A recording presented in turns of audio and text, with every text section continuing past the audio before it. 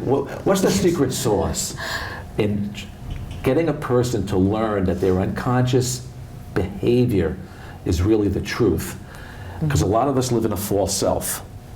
In other words, we're not being authentic, we're not telling the truth, and when you don't tell the truth and you betray your heart, you develop heart disease. I mean, that's what I really wrote about years ago, and that's what I believe. So, if you can give me the secret sauce where you can get to somebody's unconscious drive and they can say, wow, that's why I'm acting the way I'm acting. If you can do that, I'll give you a big kiss after this session. Yes, I will do it only for your big kiss. But first of all, very briefly, I would like to explain how unconscious beliefs are forming.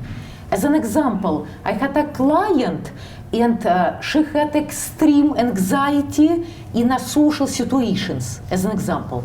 And it's possible to find imprints when it did start. An imprint. So you have to find a trauma. Yes, not necessarily even trauma. It can be trauma or can be just an experience. As an example, for example,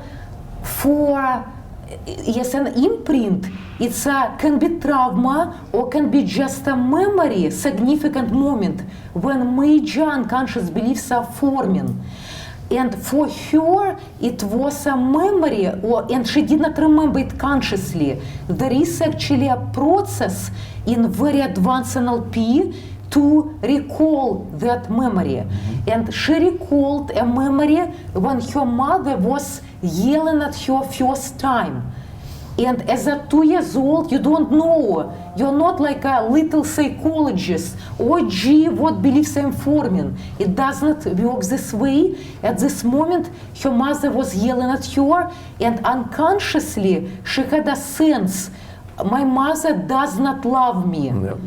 Yes, and it's not safe, I'm not safe. And I need to do everything to prevent that. And she became her mother's pleaser.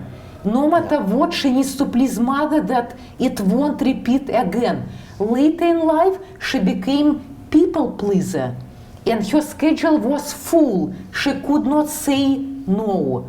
And in this case, she had constant anxiety. If somebody looked at her, not smiling, even person liked her, but because it was unconscious beliefs, I'm not loved, I'm not good enough, she had anxiety. And it was pretty much all day long, because certain situations can trigger to feel those negative feelings because you have unconscious beliefs.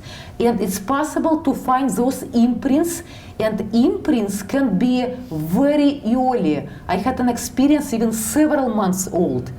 I had some clients who recalled delivery process trauma, even womb experience, because cells are intelligent. And when you find those imprints, it's possible to resolve those beliefs using advanced NLP. So she said it very very advanced neuro-linguistic programming. Oh yeah. And what I use, I call it belief medicine. We are forming a field with some neuroscientists and medical doctors. We would like to establish globally belief medicine. So she said it very clearly. In other words, heart disease starts when you're this high. If you're in a family where looks can kill, it can come through the eye, or if you're in a situation where you're screamed at, or if you're hit, the child makes up a rule that there's something wrong with me, I'm unlovable. And that can get propagated again over and over and over, and that sets up the heartbreak scenario, which can lead to heart disease. And it's very important that the way to break the unconscious is to break the rule, because when a child, and it can happen when you're 7, 10, it happens in first marriage that breaks up. You make up a rule that I did this, I'm unlovable, I'm at fault, your self-esteem goes down, and you set up the situation where you're afraid to reach out because you're afraid of the rejection, and that's the energy drain that results in cardiac problems. It could be hypertension, it could be panic, it could be anxiety, but all the hormones in that situation, it's like the autonomic nervous system goes on overdrive.